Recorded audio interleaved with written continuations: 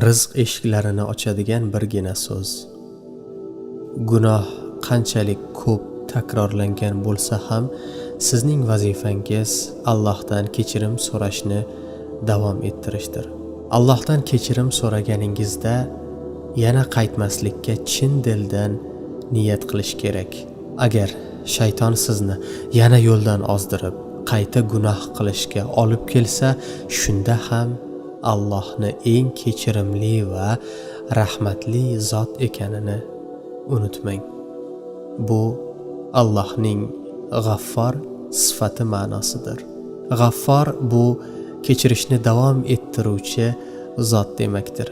Alloh subhanahu va taoloning bu sifati Nuh alayhissalomning xalqiga aytgan nasihatlarida ham ko'rsatilgan.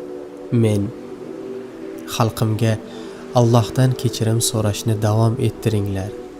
Astag'firulloh deb aytinglar, chunki u sizlarni kechiradi degan edilar. Shuning uchun umidsiz bo'lmang. Har kuni Allohdan kechirim so'rang, chunki kechirim so'rash nafaqat gunohlaringizni yuvadi, balki maqomingizni yuksaltiradi. Keyin nima bo'ladi? Masalan, men Allohdan kechirim so'rashda davom etaman. Ya Alloh, meni kechir.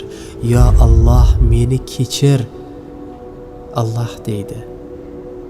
U zot ustalaringizga osmondan yomg'ir quydirur. Bu qanday bo'ladi? Astag'firulloh deb aytish orqali yomg'ir yog'adi. Yomg'irning ma'nosi nima? Yomg'ir yerning qaytalanishi, rivojlanishi, tabiatning go'zalligi va gullab yashnashini anglatadi. Yomg'ir bilan ekinlar o'sadi, insoniyat oziqlanadi, daryolar oqadi, suv mo'l ko'l bo'ladi, butun borliq ko'rkamlashadi. Bu qanday amalga oshdi? Astag'firulloh deyish orqali. Ya Alloh, men sening kechirishingga muhtojman. Bugun yoshlar orasida bir tushunmovchilik bor. Agar ularga astag'firulloh yomg'ir olib keladi desangiz, ular menga yomg'ir kerak emas, menga pul kerak deydi. Bu fikr yuzaki va tor fikr ekanligidan dalolat beradi. Alloh aytadi, biz sizlarga yomg'irni beramiz. Lekin Alloh bizga yanada ko'proq berishni xohlaydi. Shuning uchun u aytadi, va sizlarga mol dunyo ato qilur. Bu nimani anglatadi? Pul kerakmi? Biz sizlarga pul ham beramiz. Nima orqali? Astag'firulloh orqali. Alloh aytadi, biz sizlarni boylik bilan ta'minlaymiz, sizlarga rizq beramiz va g'amxo'rlik qilamiz deydi. Xursand bo'ling.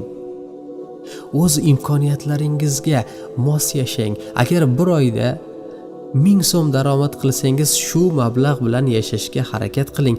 Agar 1 million daromad qilsangiz, bu boylikning ko'p qismini yaxshi maqsadlar uchun sarflang. Alloh taolo bizni mushkulimizni oson qiladi va yo'llarimizni ochadi. Nima orqali? Astag'firulloh orqali. Shunday ekan, Alloh bizga boylik va rizqni va'da qilmoqda.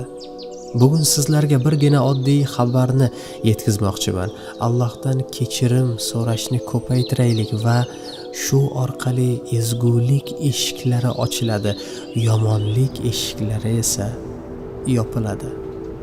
Bu xabar menga va hammamizga Allohdan kechirim so'rashni ko'paytirishda yordam bersin deya Allohdan so'rab qolaman. Alloh bizni kechirsin. Alloh bizga rahim qilsin. O'z marhamati bilan bizlarni jannatiga olsin. Amin.